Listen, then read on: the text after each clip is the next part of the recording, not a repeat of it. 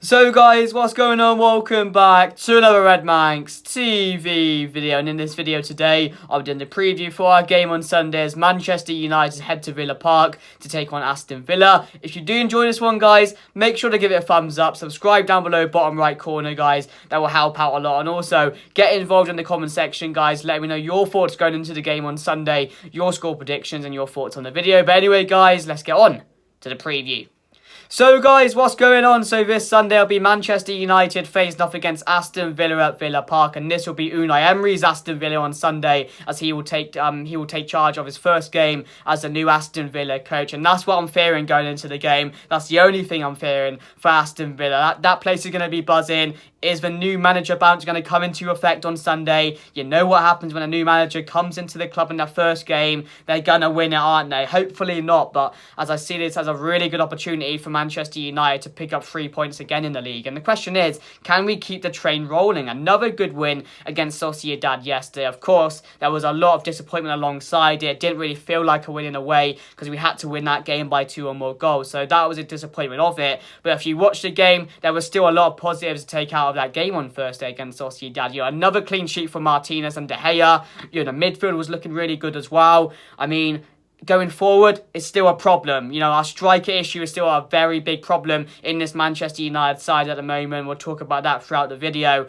But again, a massive win away from home against a very, very good side. But at the end of the day, we just can't talk about the positives out of that game just because of the way it went and, the occasion and what we had to do to qualify for that first place. So that was a tricky thing. But league-wise, we've been really, really good. Our recent games were performing really, really well to a very high standard at the moment. And with a new manager coming in at the start of the season, along the season, you're always going to come into these phases in the season where you're going to come up with a lot of problems. It can all be sweet at one moment, but then when it's not clicking for you, like it's not clicking for us at the moment, we're not being clinical enough, and that's a massive striker issue at the moment. What everyone is talking about. Ronaldo, he's not offering enough in this team. He's not making enough of an impact in this side at the moment. And Martial, always very injury prone. And who else do we have to play up there? Marcus Rashford can do a job up there, but at the end of the day, he's not a striker really, is he? He's a left winger. He prefers it on that side. He's already said that, and he's more effective on that side as well. So that's the problem we have at the moment, because we were scoring a lot of goals a few weeks ago, and now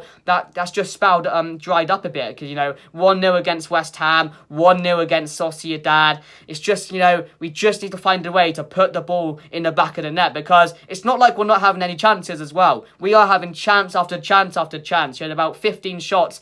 It felt like 50 shots against Ammonia the other day. West Ham, we had a ton of shots as well, and we're just not being clinical enough, and that's been our problem. But that's all about learning. That's all about building on your new manager coming into the club. You're always going to come into problems, as I said, but it's just about how you overcome those problems. Can you stop that problem from happening going forward? And that's why I hope in January, hopefully, we can bring a new striker in, because Ronaldo at the moment, as I said, it's a shame, because we shouldn't be talking about Ronaldo not being clinical, not being able to do his job or make an impact. That's just unheard of, really, isn't it? But that's the issue at the moment. He plays like he's 38 now, and at the end of the day, he looks like he's 38 as well. He just doesn't have that energy anymore, that charisma that you need. I had once, where he's just wanting to get onto the end of balls. He's just making it about himself in a way at times, which is frustrating as well. But that's the Ronaldo problem we have, and that's the striker problem we have at the moment.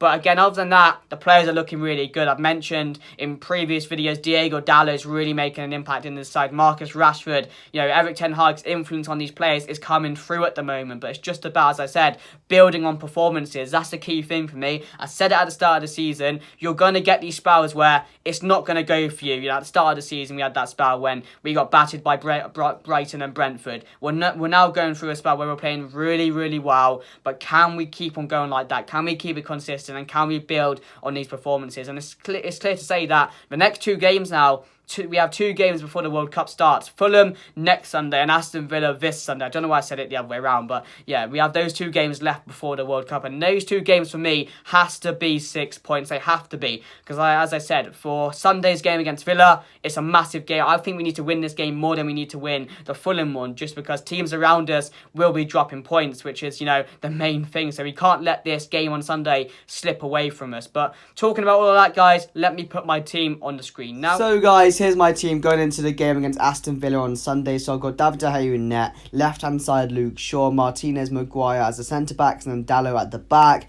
I know there's a bit of a question mark. Should Lindelof play? Should Maguire play? But I just think because Lindelof played against Sociedad, Maguire will be coming back into the squad for this side, and he does add a lot of height to the side as well. And coming up against the likes of Ollie Watkins and Ings, it's going to be a physical battle. So I have gone with Maguire in there alongside Martinez. And Casemiro and Eriksen in the midfield speaks for itself, really. Been really impressed with those two over the last couple of weeks or so. Sociedad game, they faded away a bit in the second half, but then again, a lot of the team did, so you can't really take that into consideration. But that's my midfield going into the game. And then my front line, I've got Alanga, Donny van der Beek, Antony, and Rashford all to start. A few really shock ones there with Alanga and van der Beek starting, but I just have the feeling Ronaldo won't start, and Rashford will be the one to lead the line on Sunday. I just think at the moment, he'll make more of an impact, to be fair. Give us more of a threat in that position going forward. The pacing behind, just the agility, and I think for me, Rashford at the moment is playing better than Ronaldo, so I have gone with Rashford to start there, even though it's not his favourable position, which means it was a throw up between Garnacho and Alanga to start this one on the left, and I have gone with it to be Alanga. I just think he'll adapt more to this game than Garnacho, and Garnacho has been really bright recently, as I've said multiple times, but overall, I just think Alanga will come to this one and start this one for me, because he hasn't looked bad as well when he started and played, so I have gone with Alanga. Antony should be back in the squad on Sunday, but if not, maybe expect Garnacho to play on that right, because then you're really short of options with Bruno being out of the side, so it's very tricky for what you can do if Antony's not there, which I hope he is, because I think going forward he adds a lot of threat as well, and he's been really good for us, so I've gone with Antony, and of course Donny van der Beek into the side because Bruno can't play, and that man's got to step up for me because he wasn't very good against Sociedad. I know it will take time, he's been out of the squad for a very long time, so it's probably unfamiliar to him and himself to be in the squad and in the starting 11, but again, we know what he's capable of. Likes to pick up those pockets, likes to really just get on the ball, and we need to get Donny into those positions more often to see what he can do. But yeah, guys, that's my team going into the game. Let me know what you guys think down below, but let's get back to the preview. So guys, yeah, guys, my team lineup going into the game on Sunday against Aston Villa. Let me know what you guys think down below, guys, and also let me know your team lineups for the game as well. Be really interested to see what players start for you on Sunday, as there's still a load of question marks going into the game, because Antony should be back, as I said in that little clip there. He should be available to play on Sunday, which is a good thing because we have missed him, especially in that Sheriff game as well, where Bruno had to play on the right. So hopefully he will come back into the squad and make an impact. We're not too sure on the levels of fitness of Martial, whether he's available to start this game on Sunday or fully fit to start the game. We're not too sure. Now we've seen him back in training, smiling, which is a good thing, and the sooner we get him back into the side, the better, because I think we definitely need him at the moment with the crisis going on up top and the lack of creativity going forward, or a lack of goals we're scoring at the moment. I think he will definitely add to this team at the moment, so hopefully he's back sooner rather than later. Probably not this game, but you could expect him back maybe for the Fulham game next Sunday. But yeah, it's a question marks of, do you go with Garnacho again, or do you start Alanga for me, because Rashford comes in on the left, Ronaldo starts up top, or maybe Rashford starts on the right in this game and you play Alanga on the left or something like that. So there's still a lot of question marks going into the game on what Ten Hag will do, because you could even see Bruno playing there again. It wouldn't surprise me, to be fair. But yeah, if you're going with Garnacho or Alanga in this game, you definitely go with Alanga just for the more experienced player, more Premier League experience. And in a game like this, I think he will adapt to it better. Although we've seen a lot of good performances from Garnacho over the last 2 games or so, and he's really impressed me and a lot of other people, just the way he's adapted and just the way he's come into this side looking bright, wants to play for the team, wants to do his best. And the goal on against Sociedad was no easy goal as well. He put it in the top corner, and he's just thriving at the moment. So would you drop him? Would it lose his confidence? I'm not too sure it would. I think he would understand. He's still very young. Time's on his side. You can't rush him into things. Like we rushed Alanga into it, I think, because he was at this stage where, similar to Garnacho, he came in, he was really bright, really good. A lot of praise was going towards him, but he's just dropped out a bit where he was taken out the side, wasn't at his best again. So you just have to time, you just have to take time with these players and just handle them in the correct way, for me personally. So that's what I would do. I'd definitely start Alanga for this game if he's going with one of those two. But yeah, the side should still be a very strong side. No Varane, so it will probably be Maguire back into the side, although I would start Lindelof, as you saw in my lineup, but Maguire probably comes back into this one as Lindelof played the one on Thursday. So yeah, but I think again, Dalot, Martinez, Rashford are going to be 3 crucial players for us on Sunday with the way they're playing at the moment, and hopefully Rashford continues to score goals, because I've been really impressed with him recently as well, guys. But now let's talk a bit about Aston Villa.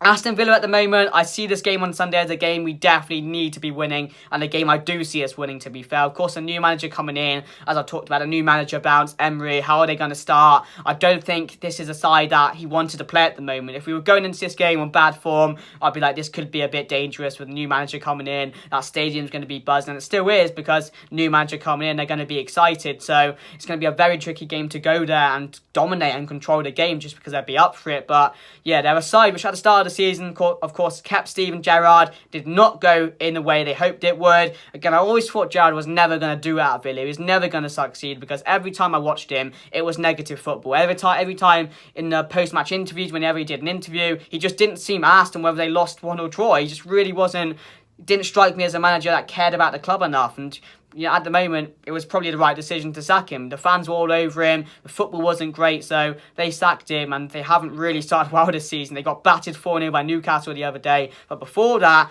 after Gerrard got sacked, the next game they won 4-0. So you don't know what to expect from Villa, but you do know what to expect from Unai Emery's side. It's a very compact side, won't allow you too much space, will frustrate you. And again, we'll probably put a lot of men behind the ball on Sunday, which is going to be frustrating. But overall, I do see us winning this game quite comfortably. I'm going to say Manchester United win this game 2-1. I do think they'll score because, as I've stated many times, new manager bounce, they're going to be up for the game. But overall, it's a game we have to be winning. As I said, Tottenham are playing Liverpool, Chelsea are playing Arsenal, but it's going to be a lot of drop points we need to take advantage of this Sunday, and I do see us doing that. So hopefully the next two games will be 6 points. We can go into the World Cup in a good way, all smiling and up in the table, which we should be, because the progress has been going well. But it's just about, as I've said, can we keep the train rolling? Can we build on these performances? As again, it's crucial we do, because at the moment I'm really liking these players and making me believe again they're bullies, and that's what Ten Hag is really taking into this side at the moment. So let me know what you guys think down below, guys. If you did enjoy the video, smash a like for me, subscribe down in the bottom right corner, comment your score predictions, guys, and your thoughts on the video. But for me, guys, that's it, and I'll see you guys later. Goodbye.